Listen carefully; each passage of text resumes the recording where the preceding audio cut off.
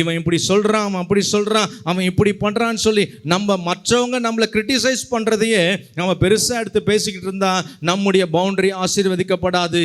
கர்த்தர் நம்மை ஆசீர்வதிக்க முடியாது. மற்றவங்க என்ன வேணாலும் சொல்லட்டும், மற்றவங்க நம்ம எவ்வளோ வேணாலும் அவமானப்படுத்தட்டும், திருப்பி எதுவும் பேச வேண்டியதில்லை. நீங்கள் பேச வேண்டியது கர்த்தரிடத்துல தான். ஹல்லேலூயா.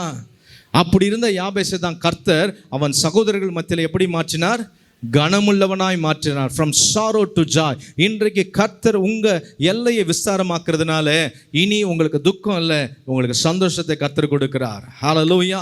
எங்கே அவமானப்பட்டீங்களோ அங்கேயே கர்த்தர் உங்களுக்கு ஒரு நல்ல அங்கீகாரத்தை வைத்திருக்கிறார். எங்கே கனஈனப்படுத்தப்பட்டீங்களோ அங்கேயே கர்த்தர் உங்களை கனமுள்ளவர்களாய் மாற்ற வல்லவராய் இருக்கிறார். கனஈனமாய் இருக்கிற உங்களை கர்த்தர் கனவான்களாய் மாற்றுவார்.